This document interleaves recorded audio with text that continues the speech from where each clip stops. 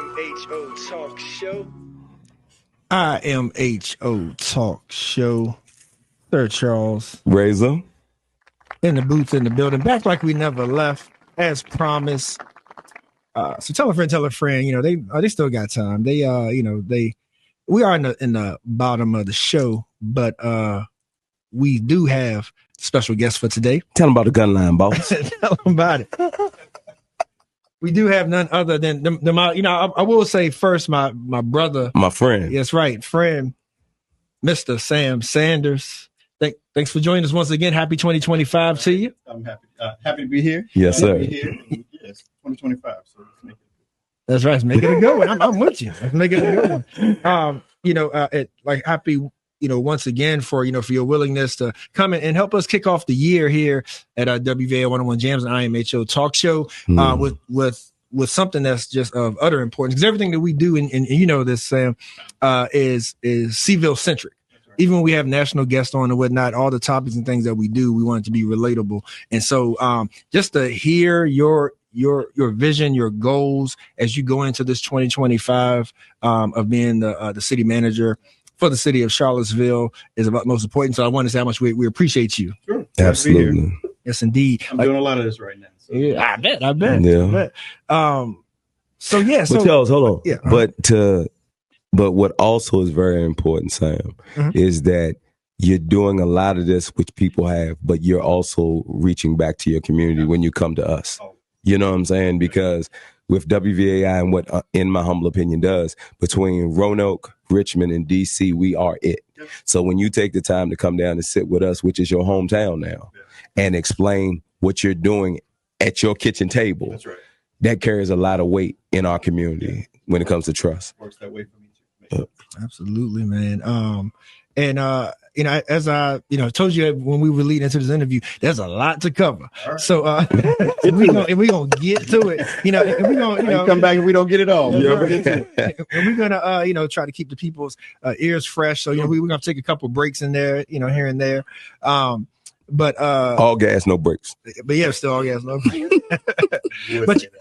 But let me just run it down, because hopefully we can get to all this, and listeners, if we don't, you all know when when the council meetings are and all those kind of things. I can come back. Yeah, he can come back. His email is public, all that stuff.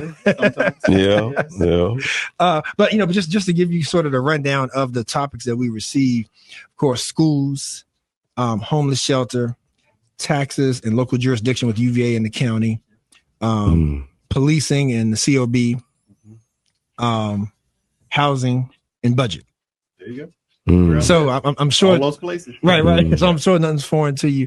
But I think budget would be a good spot to kick it off at, because that's sort of where are we at with 2025 coming from 2024. Because what's keeping me up right now. That's pretty, like a tax season. Like what the city doing for tax season? That's to be determined. We haven't. Council has not had the conversation yet about what they may do to the tax rate. That really won't come until probably the end of this month, when I've given them some better indication of what it looks like. We're trying to fit in the things that the staff has asked for increases, new things.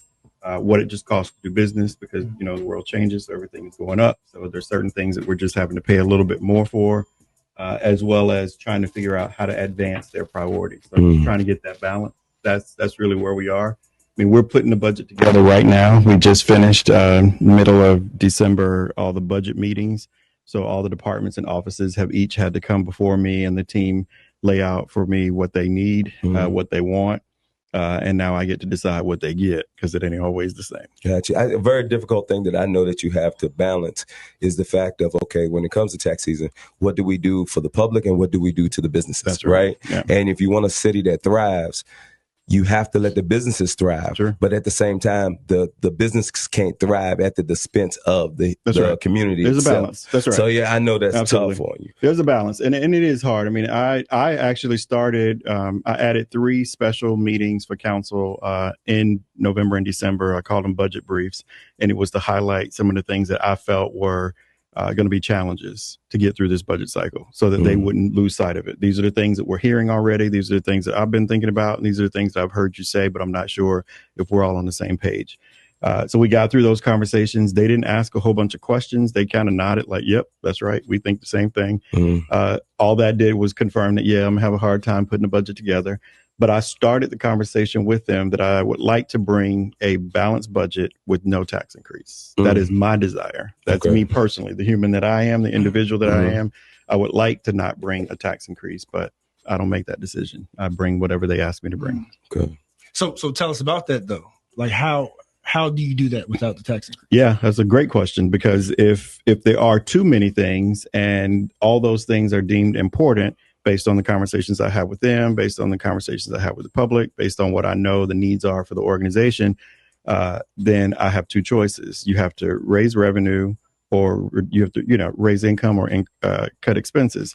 So if I don't increase the taxes, that means I cut inside. That means I have to go back to these same departments and offices and say to them, while you ask for additional things, not only am I not giving you those, I'm going to ask you to cut back. So that's the balance of it all. That's that's the deliberative process that budgeting is. And that's why they ask somebody like me to do it, because I can do it and still go to sleep. Yeah. Because I got to make it work. That's right. You got to I have make no choice. I got to make it work. Yeah. And in some cases, it's not now. It's not a no. In other cases, is we do a little bit less than we would have ideally liked to do. And in some cases, we just have to say no.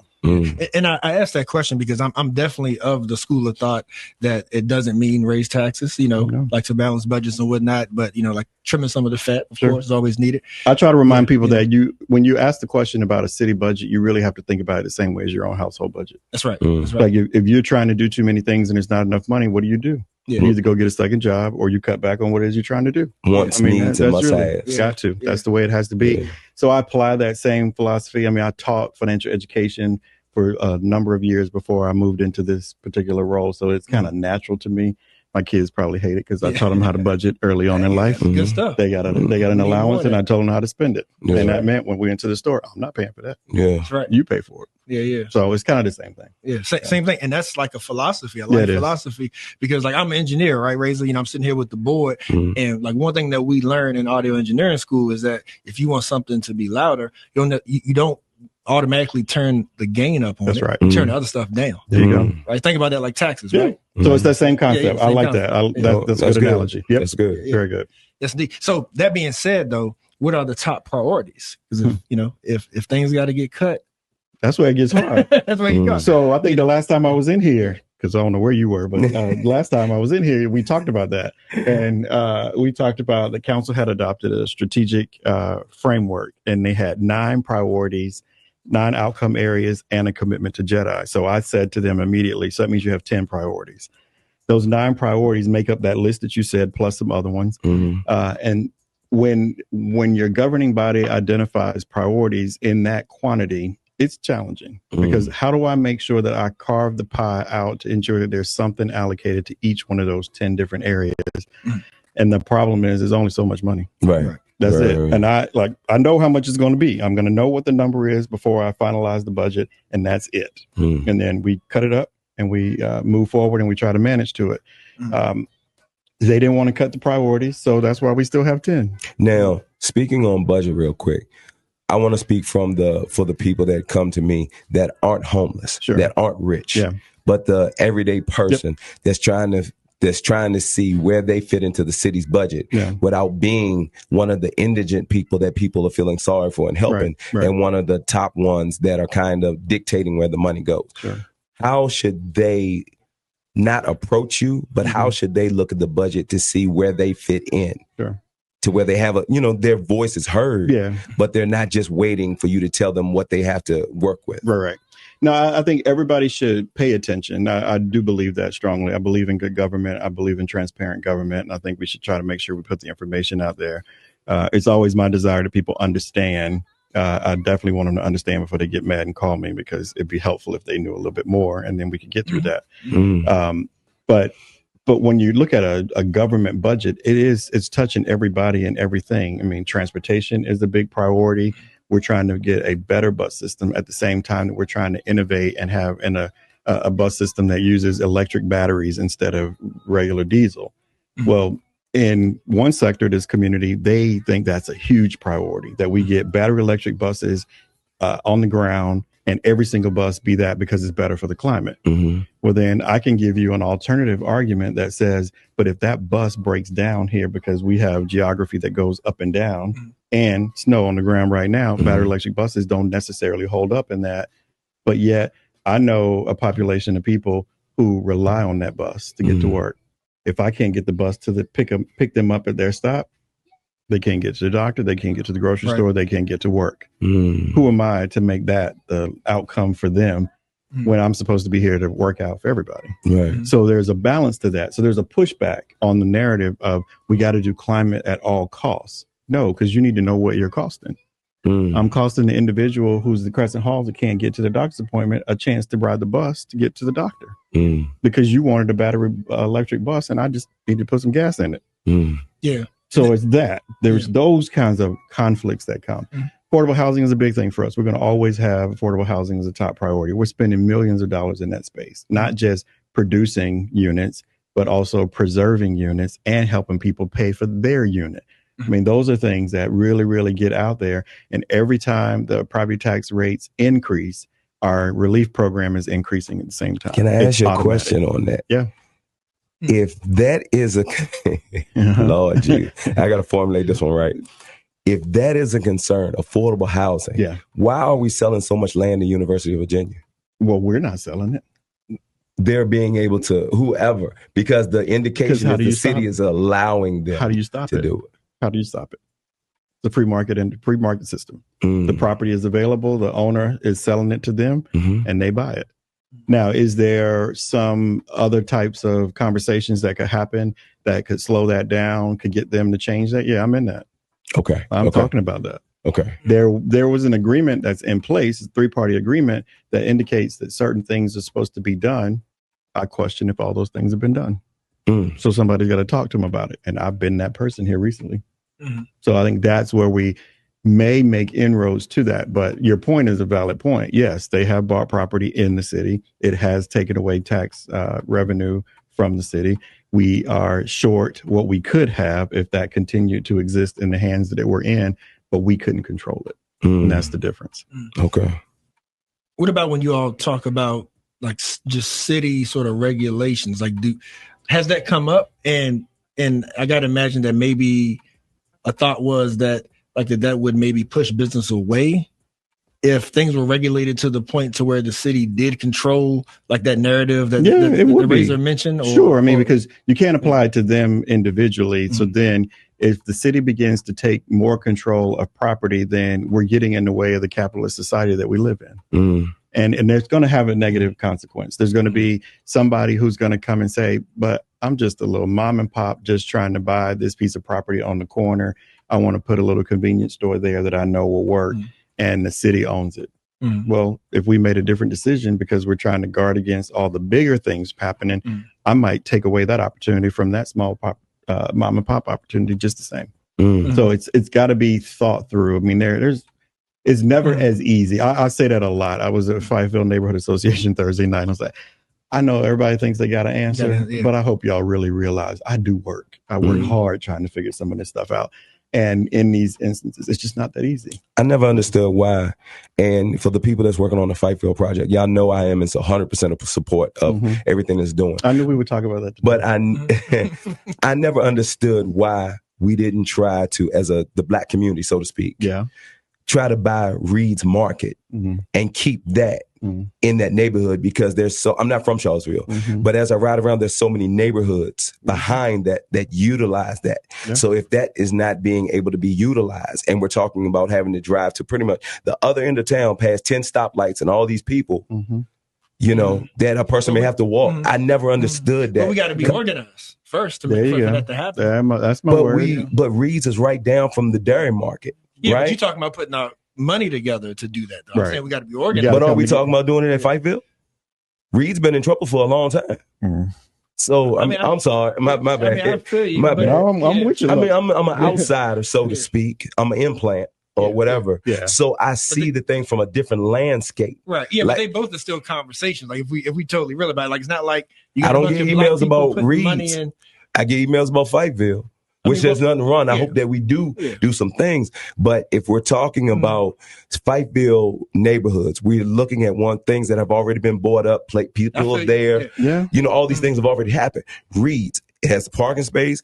People are still in that community, are in walking distance of it. You know, everything that happened at Dairy Market happened. And now it looks like that's not really doing that well because of the price of rent or whatever. Maybe that was always the plan. Yeah, you know what I'm saying? To be smoke, you know? I don't know. And we did get communications about it, but I guess since they stayed open, people kind of fell back. Right. Maybe that's the reason. Well, but to your point, I think you hit it. I mean, that's why I reacted to it when I heard the organizing part. It does take some effort of coming together and figuring out what next. What's the next that we want? Okay. And I don't believe that happened around Reeds. I know that. I hear you on that. But what you've been hearing on Fikeville is they are organized. Yeah. They're very organized. They've been asking me stuff. They've been asking a whole bunch of people stuff. It's a part of a bigger project. And I think that's the difference. It does come down to that at some point. Yeah. Who is going to convene for the conversation to happen? Okay. And it doesn't always happen that way. And sometimes it should, and we just don't know why.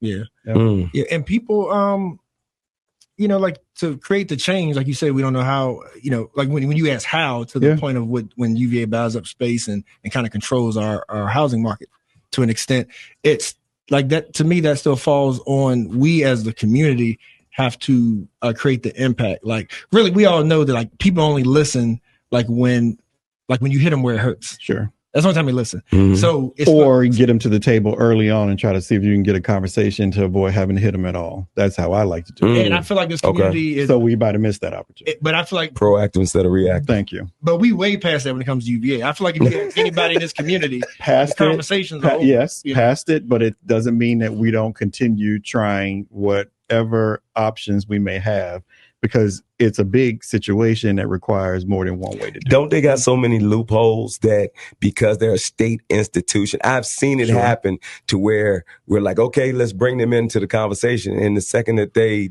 don't feel like it is important to them or it's going to inconvenience them, the perception, I'm not, anybody from UVA, I'm not saying this what it is. I'm going to say something. So I am. That's true. Because they have loopholes. I'm talking in loopholes. They do. So that when they don't want to do something, they can fall back and say, I'm a state organization. Right. You know what I'm saying? And when they build something and they say, okay, the parameters for you to go here, you have to be X, Y, Z, but we're going to open up this 16th of a 16th open for people to bring from somewhere else to give them the opportunity to get an education, but they have no support system. They have no backgrounds. They have nothing. So the people that, even though they got somebody standing up that looks like it's part of the community, they're really ostracized because they have no connection to the community.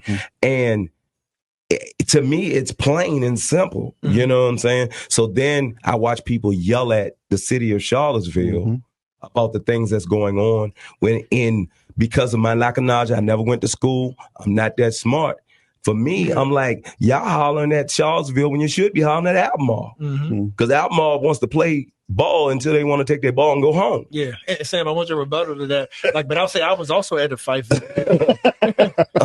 I mean, that's just the way I see it. Stuff. There was a lot there, but that's good stuff. Look, so I was also at the Fikeville meeting, and a community member said straight up, please don't waste our time, because we've been through this before. And if UVA already knows what it wants to do, just say what you're going to do with the neighborhood. So we start putting us through this dog environment. Absolutely. You know, but so let me just say, you got a lot to think about up in there. There's a lot going on in there. Always, I know that, but there's a lot there. I think the point that I'm making is hindsight is always 2020. You can see so many different things when you look back, and you didn't have anything to do with it. There has to be an open dialogue with UVA, and there is one. There has to be an open dialogue with the county, and there is one. I know that because I am in it, and I'm driving it for sure to make sure that it doesn't go away. It is important to me that those lines of communications are open. I'm the new guy in the conversation, so naturally it probably would be easy to get to a place of them saying, yeah, but we don't want to talk about that. Yeah, you're also the black guy. You don't know what you're talking about. All those different things come into play. I get all of that. But I am the city manager of the city of Charlottesville. That's right. You got to talk to me. That too. So I recognize what I do have in that moment. So The meetings are happening. They will continue to happen. I'll continue to push on them and make sure that we have a real conversation. I don't have time to waste. I got too much to do. Okay. So I'm trying to make sure that these meetings are of value. There's some things that I wish we would have done differently. We, the city of Charlottesville, would have done differently. I get to go back and try to correct that, try to figure out a different approach to that. I find that happen in a few different of the arrangements that we've set up.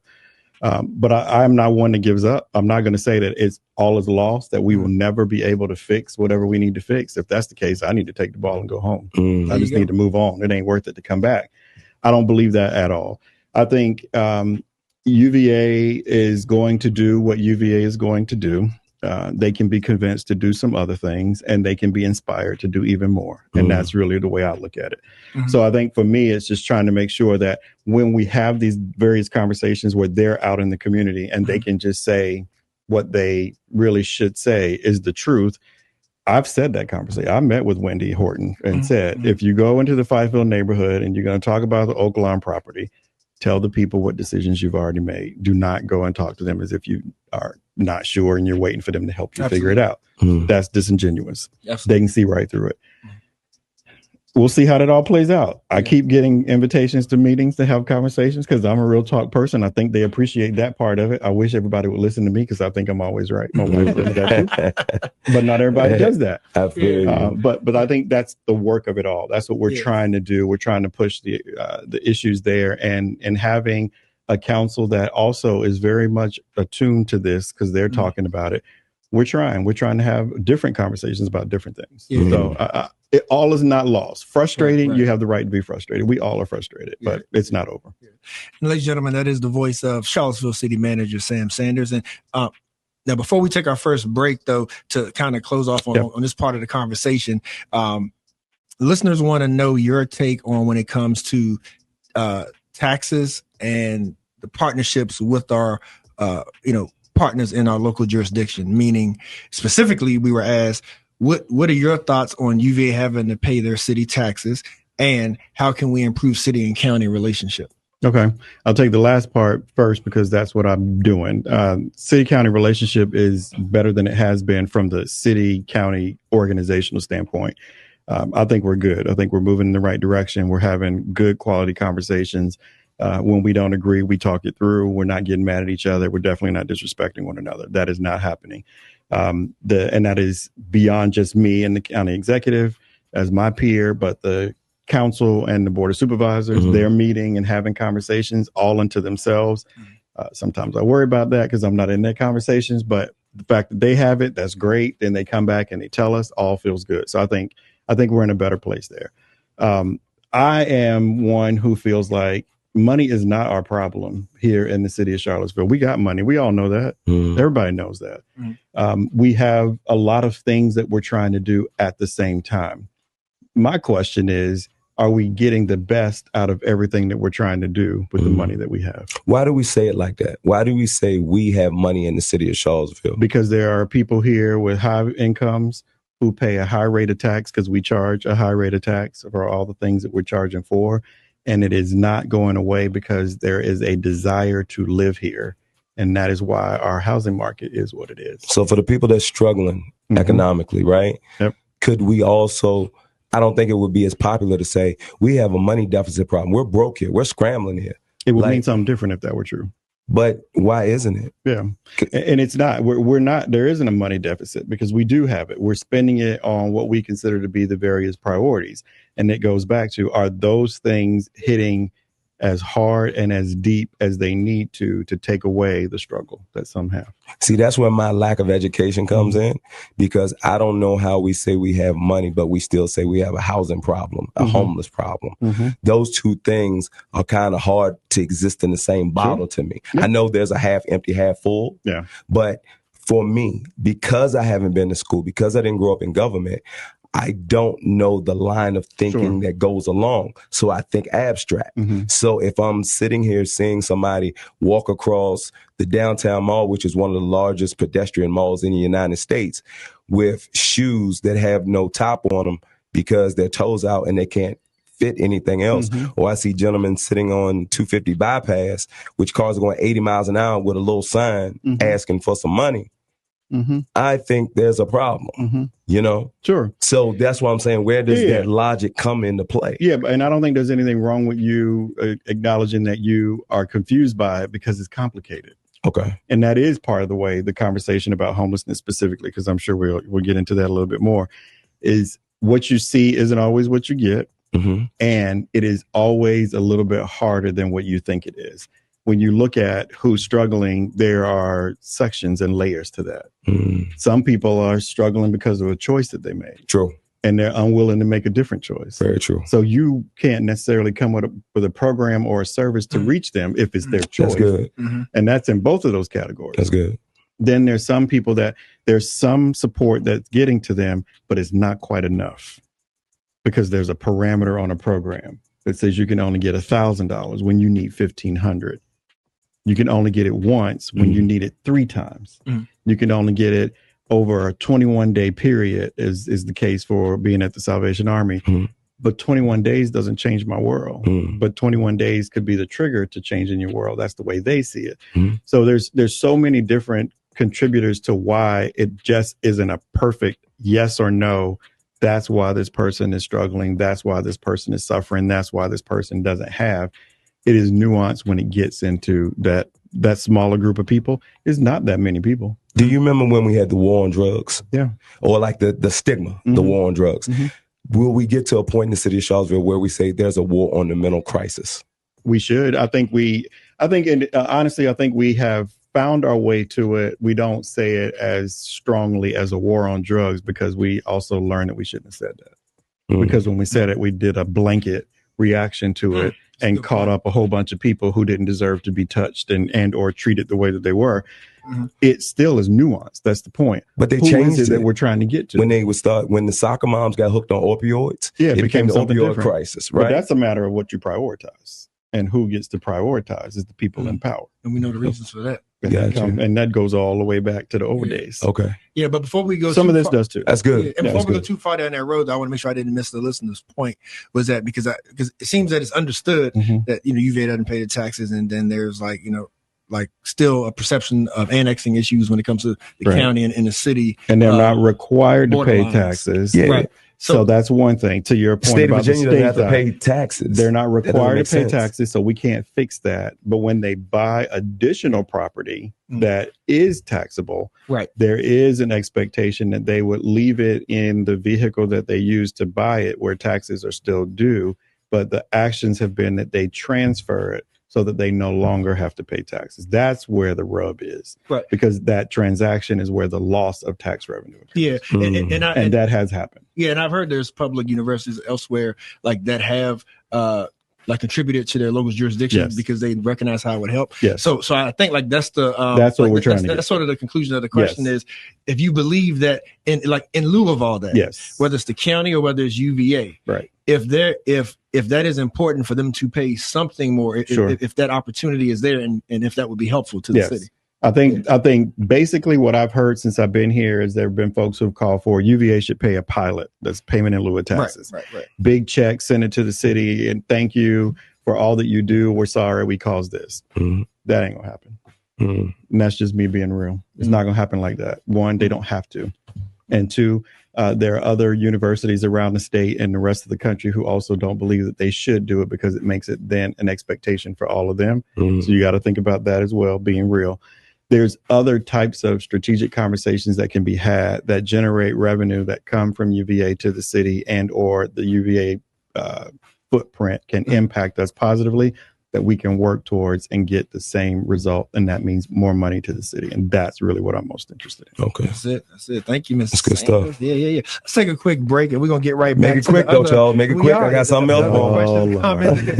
Well, I'm going to need you to be more short-winded over this week. There you go. That's right. You the Baptist preacher, son. What are you talking about? Say it, Charles. I Am Your Talk Show. Be right back with Seville Good City stuff. Manager Sam Sanders. Yes, indeed. Told you we'd be back. And I'm still here. And he's still here. Razor hadn't ran him away yet. Yeah.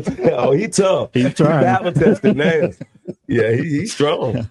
Yes, indeed. So it's Charles and Razor, and we're with Charlottesville City Manager Sam Sanders on IMHO Talk Show. And we're going to keep this conversation going. And we appreciate y'all, family, for sending your questions and comments. And so we're going to try to keep drilling down through these things. And so, we already kind of alluded to it. So when it comes to, like we talked about housing, let's dig a little deeper into the unhoused. So the low barrier shelter is something that's been a big topic of conversation. For those who don't know, what the thought process is behind that type of shelter, kind of bring folks up to speed with that and where we're at. Sure.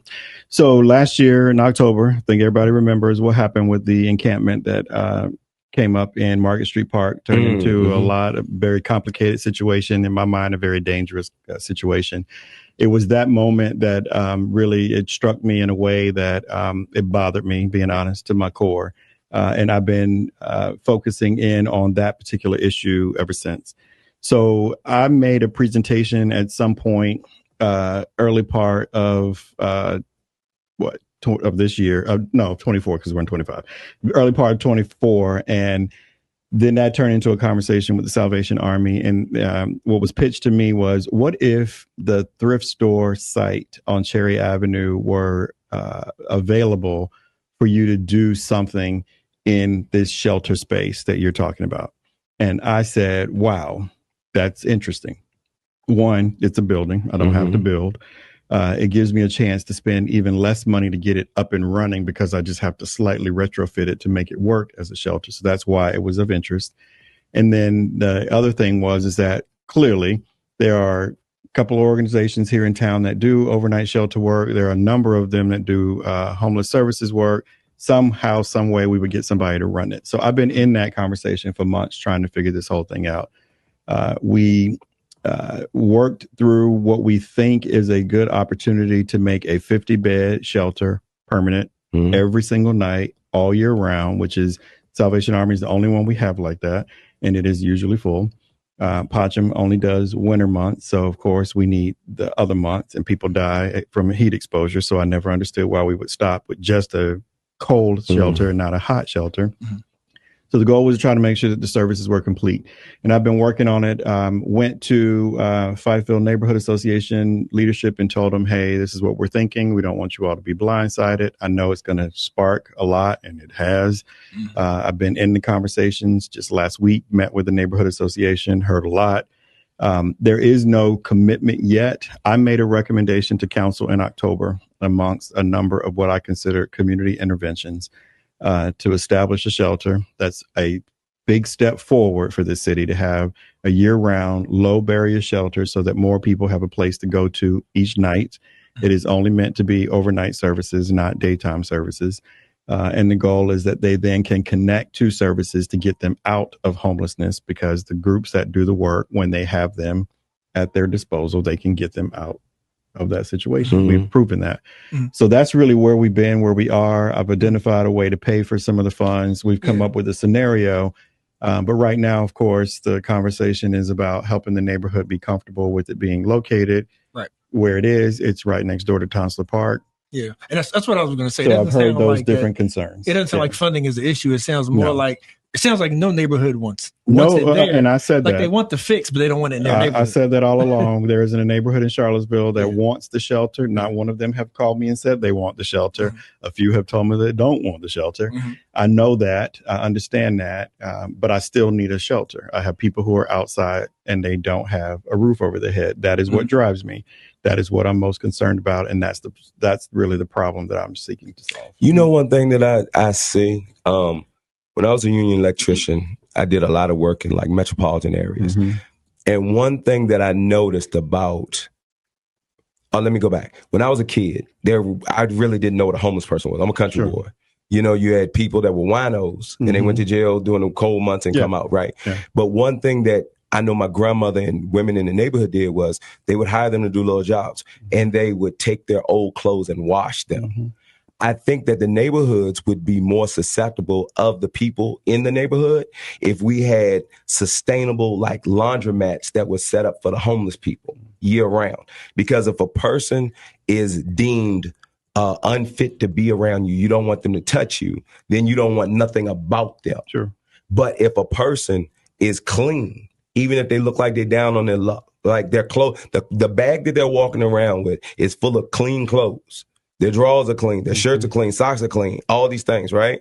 They might not have the best healthcare, but their clothes and appearances are clean. I don't smell them. Yeah. I think neighborhoods will be more apt to accept people at that point. Some.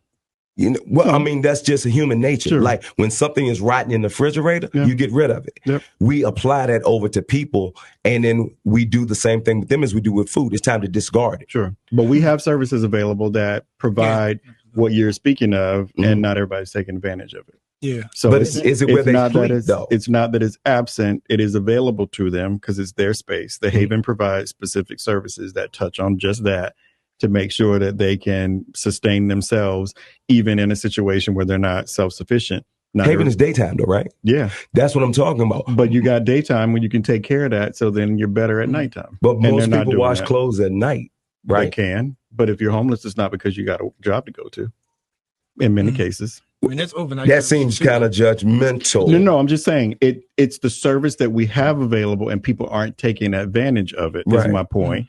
And it's not being identified as because it's only available at the wrong time of day, is what I'm saying. I understand, but if I can get y'all to look at it just a little differently, we're gonna. But I'm just saying, this is one of the coupling parts that I think is what holds things up.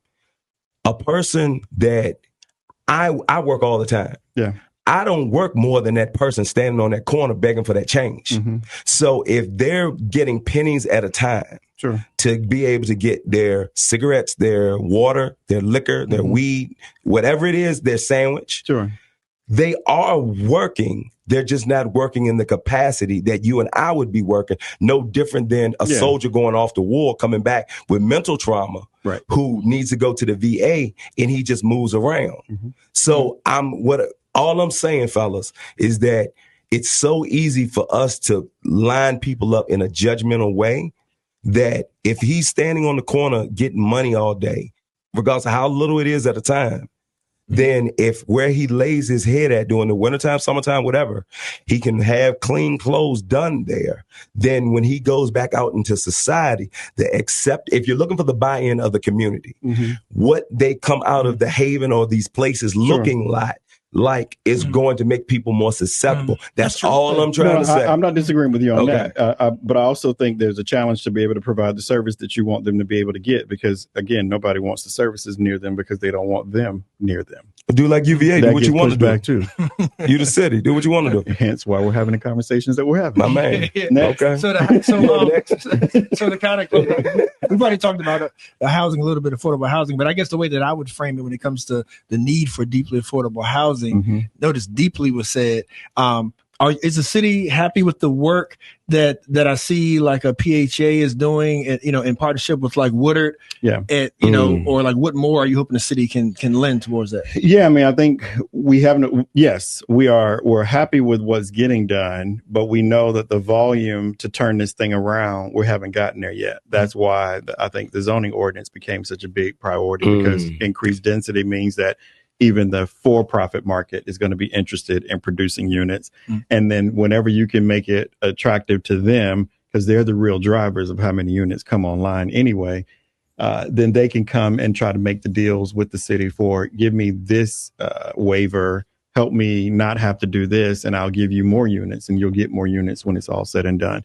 It's got to continue. It's got to be a collaborative type thing. It's got to be a coordinated thing. And I think that's what we're really doing well. I don't know if everyone here really appreciates the fact that Charlottesville is doing something in a way that most places don't do it. We're spending millions of dollars in this space. There are places that aren't spending anything on affordable housing. They leave it to the market to decide who gets to stay in their community based on whatever the rent is for what is available in their community. And we are truly intervening, paying rent for people, paying property taxes for people, and actually producing more and more units. So I think we sell ourselves short when we say that this place doesn't care, because that's not true. I can tell you that. I wouldn't be here because that's what attracted me to a place like this, is that we're doing the work. Can we do more? Yes. Is it still expensive? Yes. Are there other things that we can do? We're looking at that. Have a team of people that's what they're doing, trying to figure out what's the next idea that we can bring to the table? What's the next project that we can try to help make happen? What can we do here? What can we do there? I think there's a distrust of government here that I find to be the most uncomfortable. And what bothers me, if I have to be honest, because I'm here trying to do the work, but yet I get questioned about every single thing I'm doing as if I'm trying to do something bad when I'm only trying to do good. I see that. And I know, and that's not a real, like, okay, it is what it is. It comes with the territory, but it also makes people way more suspicious of even the good things that we're trying to do. That's the part that it kind of gets in the way, slows things down. And if I'm spinning my wheels trying to work on this issue for 20 days, that's 5 more days I could have had solving another problem that might have got to somebody else that you're talking about. So there's a trade-off to some of that. And I always say it's such a highly educated area. Absolutely. Part of it. And they all want to tell me how smart they are. So let's jump to the schools if you don't mind. Because and the couple things that we got was get your take on the redistricting and like with the community seeing that public housing seeming to be built in areas that are putting stresses on certain schools while enrollment is low at others, and even increasing like low economic status. So curious about your take on redistricting as a whole. And then the other one's simple, like how come sidewalks weren't shoveled better so these kids can walk to school? I mean, y'all ain't giving them buses, then they can't walk, Sam. And then you give them a fine if they don't clean it by a certain time. I tell you, I know, win in it. Nope. All right. So let me just, I'm going to go in that order. Y'all playing with me now.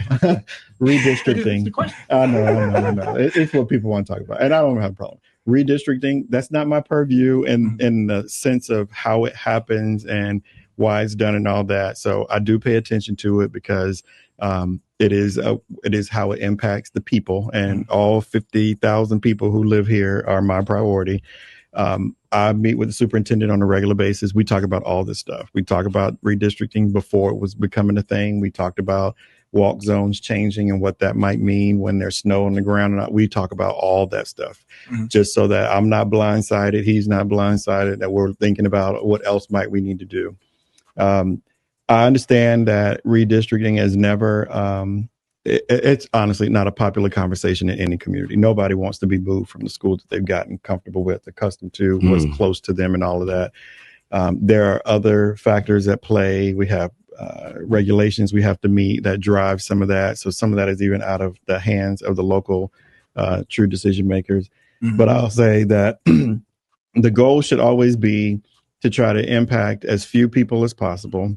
And if you have to impact, you should do it fairly. And you should think about that when you're making a decision as to how many people from a neighborhood have to go away from the school that they could walk to versus the school that they have to ride a bus to. And you have to transfer that same experience to the other neighborhood so that then again, that group is feeling the same kind of impact that this neighborhood. So you're not doing it to one and not the other.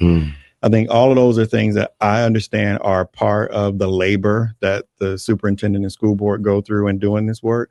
So that has to continue. So I think as a public, the public should continue to pay attention to hear if that's what they hear their leaders talking about. Is that what they're saying when they're having these different conversations?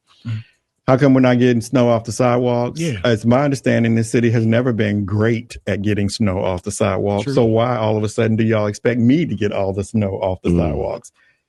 Is that an opportunity for entrepreneurs? I got it off my chest. I just got that off my chest. Because we believe in you. But the reality is that, yes, we got to get the snow off the sidewalks. There is a negative to the fact that we have more kids walking to school. So that means we got to get the sidewalks done faster. I even posed the question internally. And I think what I discovered is we missed when the schools made the walking zone change. We did not update our snow operations plan to reflect that change because it hadn't snowed.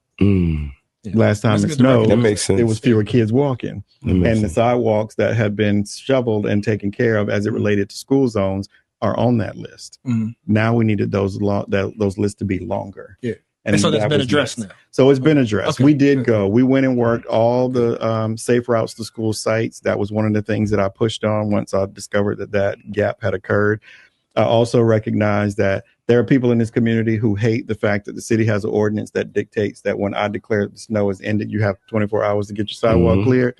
Well, if I didn't do that, then we wouldn't get sidewalks cleared. Okay. There'd be even fewer sidewalks that are cleared, right? Because these are residences and commercial businesses that have to do it. If I had to do all of it and y'all aren't happy with what I have left already, then that means you'd be real mad because we wouldn't have anything done to the degree that needs to get done. Okay. This is a cooperative and a collaborative project.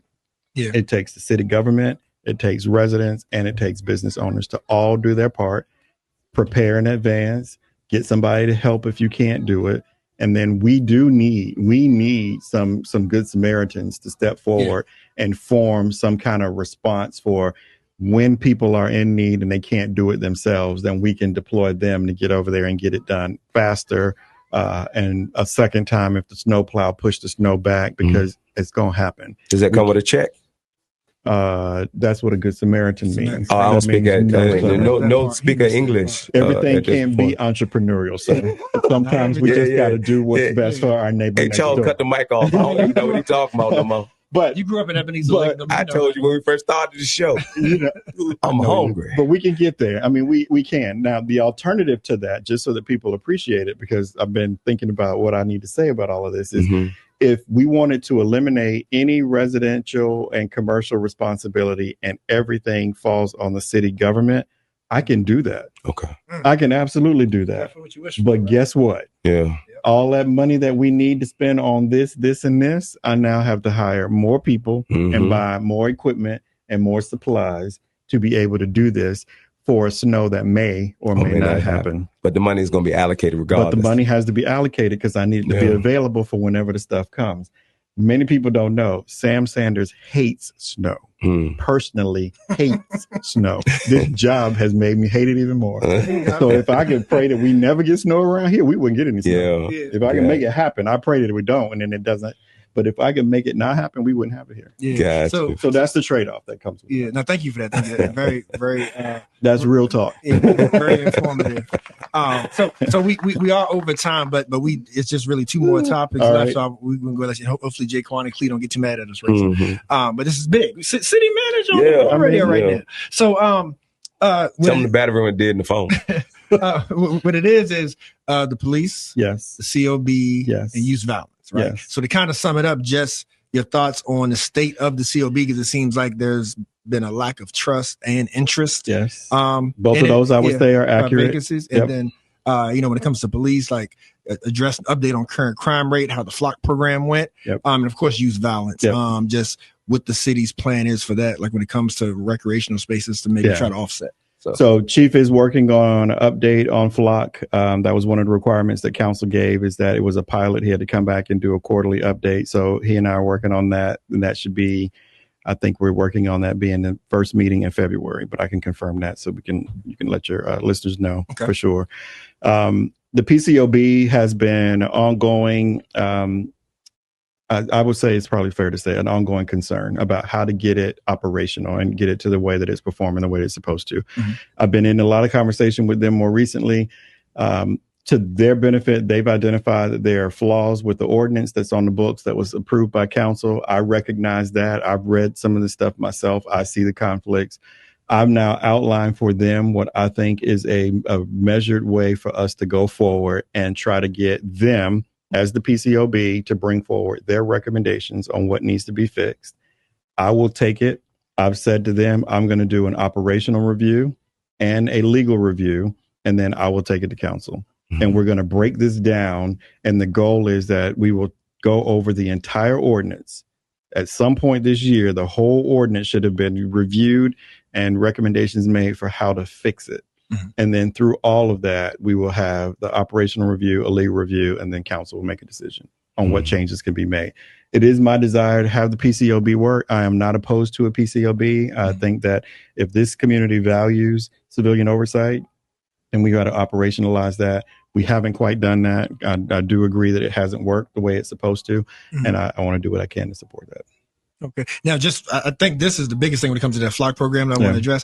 Have you seen, and any kind of increase in arrest or incarceration that I you know have of seen since, that. since the flock program? I have seen that we have been successfully resolving cases, and it was because of flock. Yes. If I had to say, should flock continue, I have evidence that without it, we might have some things unresolved and some things still open and some people still missing that we're looking for. Okay, that's big. All right, so lastly, then youth violence and the listener even said recreational space is not enough. Do Parks and Rec, obviously, because Seville Albemarle has plenty of Parks and Rec. So why aren't there like maybe businesses being invited in for more youth spaces? So I'm not sure. We've had some difference of opinion as to how that gets expressed. We're doing a lot in Parks and Rec. We are not seeing a whole bunch of people telling us we need to be doing this and this and this and that. They're taking advantage of what we have available, and we are still adding things. So if there's some specific things that we know people are saying that we should be doing, we need to hear that, and because we're not necessarily hearing that. Okay. The Parks Master Plan is coming to a conclusion. Any of these folks who have opinions of what they think is missing in our Parks and Rec system should have had an opportunity already to express that. But I'm reminding you that there is still about a 60-day window available right now where you can participate in open conversations with the Parks and Rec Advisory Board. The Planning Commission will be having a presentation on this matter next month, and council will be adopting the plan in March. All three of those moments are opportunities for the public to continue to express what they think is needed. We're hoping that when this plan comes forward, we'll see things that we can do. We're planning to put money into it. I've got to find some money in the budget. That's one of the things I'm wrestling with right now. How do I budget for something I don't even have yet? But I got to put something in there because I feel like we got to start, and we got to start as soon as we get the document, which will be March, April. But wherever there is a desire to help out, I think we've got to find a more coordinated manner for which to express that we can help. Yes. Because the assumption is that Parks and Rec is sitting around wondering what to do. They don't have time to do that. They're doing what we are doing. So I think we're missing something. That's what I want to say. We're missing something, and I'm not sure exactly how to capture that. We've got to always find ways for youth to be engaged in doing things. We are asking questions all the time. There's a youth council that the city has had for years. We get opinions from them, and Parks and Rec is talking to folks on a regular basis. So we just need to hear specifically, what is it that we're talking about? What other things do we need for youth to do? Gotcha. It needs to be clear. Gotcha. Yep. Thank you for your time, sir. Your transparency always. Yeah. I know government is not an easy thing. It's not. And it's, there's a lot of opinions, a lot of somebody's got to do it. But somebody's got to make that call, right? So appreciate you, Razor. Any last words for our guests? One last shot at me? No, it ain't no shot. I'm impressed with the work that you've done. I like the way that you have stood on your values and stuff before you were the city manager. The person that I met when you first came here is the person that I'm talking to right now. I appreciate hearing that. No, I appreciate you being who you said you were. Yeah. And I do personally have some ideas for the Parks and Rec of things that I saw that worked in major metropolitan cities. And I think that we in Charlottesville still look at ourselves as a county. Yeah. A country place when we have migrated because people have came in. Yeah. So the things that appeal to people in other areas is what we need to implement here for our youth. All right, we can talk about that. Yep.